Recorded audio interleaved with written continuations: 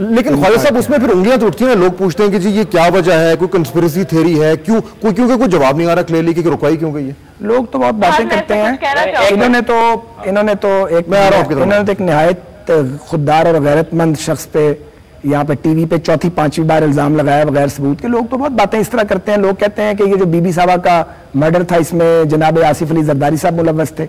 लोग कहते हैं जो उनकी विल थी वो जानी विल थी, और हमें यह मालूम है कि जरदारी साहब तो अमेरिका में बैठे हुए थे, उनका तो पीपल्स पार्टी की सियासत में मोहतरमा की जिंदगी के आखिरी दौर में कोई किरदार ही नहीं था। तो अब लोग तो बहुत बातें करते हैं, तो उन बातों का फिर जवाब देंगे लोग। मतलब अगर ये किसी पे फायर करेंगे गलत तौर पे तो बेशुमार बातें करने के लिए मौजूद है। और अब आप मुझे ये बताएं, कल मैं भी कौमी असेंबली में मौजूद था, वहां पे ये फैसल साले हयात साहब ने नुक्ता उठाया था, PMLQ के जो लीडर है, उन्होंने कहा था कि ये क्यों आपने अक़वाम मुत्तहिदा की जो ये तहकीकाती रिपोर्ट है जिसपे 32-35 करोड़ रुपया पाकिस्तानी कौम का लग गया, वो इनकी जेब से तो पैसा नहीं लगा है, वो लग भी गया है। और फिर ये राइट है पूरी कौम का कि इतनी बड़ी रहनुमा पाकिस्तान की जो उनकी असैसिनेशन हुई है, हमें हर पाकिस्तानी को, सिर्फ किसी पार्टी को नहीं, ये राइट है मालूम पड़े कि उनके साथ ये जुल्म किसने किया था। और अगर उनकी अपनी हुकूमत और उनके शौहर नामदार की हुकूमत उसको रुकवाए और उसकी कोई वजह भी बयान ना कर सके तो फिर क्या सोचेगी? फिर लगेगा कुछ फिशी फिशी है। मारवी लग रहा है कि मतलब आपको क्या समझ आ रही है क्यों रुकवाई गई है?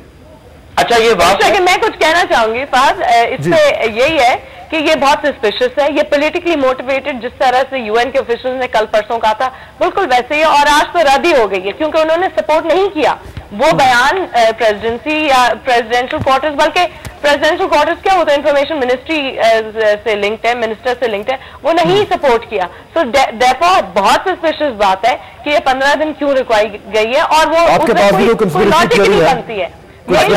मैं खत्म कर लूं, अगर हम चाहते हैं कि वो माफी मांगे सारे के सारे वो लोग पाकिस्तान मुस्लिम लीग से जिन्होंने हमें कातिल लीग कहा, क्योंकि ये इंशाअल्लाह ताला प्रूव हो जाएगा कि पाकिस्तान मुस्लिम लीग खुदा ने हासिल कोई कातिल लीग नहीं है, और हमारे 8 मिलियन वोटर्स की गई है। मैं चाहती हूँ ये भी रिकॉर्ड पे आ जाए। हमने ये असेंबली के फ्लोर पे भी कहा, मीडिया पे भी कह रहे हैं, क्योंकि अब बहुत हो गया। अभी अब तो नहीं कहते, मैं फैसल साहब अब तो कातिल लीग नहीं कहते। फहद एक सेकंड, मैं एक और बात करना चाहूंगी। Fahad if you can just give me 2 seconds मोर।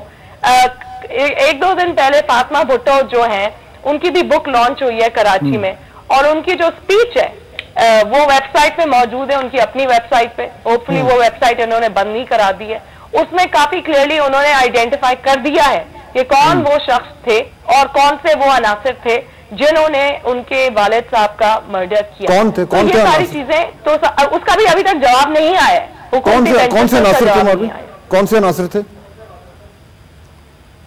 मुझसे पूछ रहे? जी मैं आपसे पूछ रहा हूँ। हाँ, वो उन्होंने आइडेंटिफाई कर दिया है एक हेड ऑफ स्टेट को।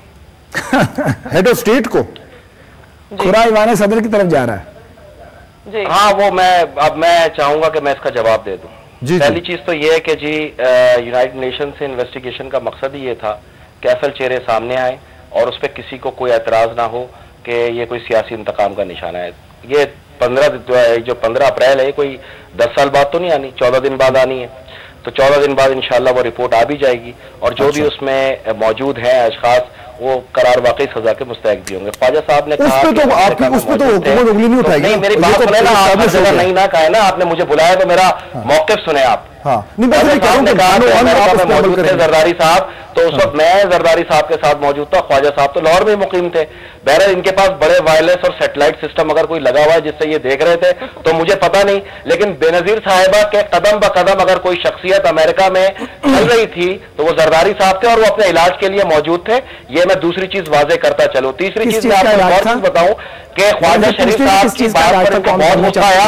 चलो मेरी बात भी छोड़ो, ख्वाजा शरीफ की भी छोड़ो, ये वॉल स्ट्रीट जर्नल तो बाकायदा लिख रहे हैं आपका कोई वॉल स्ट्रीट जर्नल आप बता दें कोर्टों में जरदारी साहब की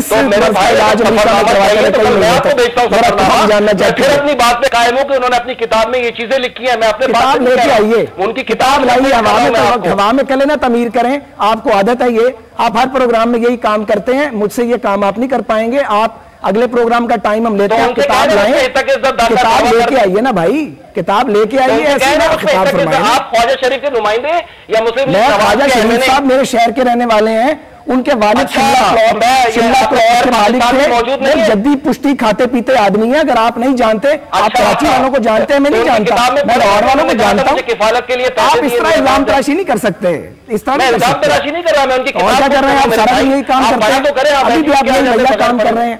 रोज कहते हैं किताब है, किताब लाके दिखाएं कौम को, इस तरह ना करें। जिस पे मैं दावा कर रहा हूँ वो मान किताब आप उनके तर्जुमान मेरे भाई, मड स्लिंगिंग नहीं करनी चाहिए। ये बात वॉल स्ट्रीट की सही साबित होती है कि आपके और उनके ताल्लुकात है।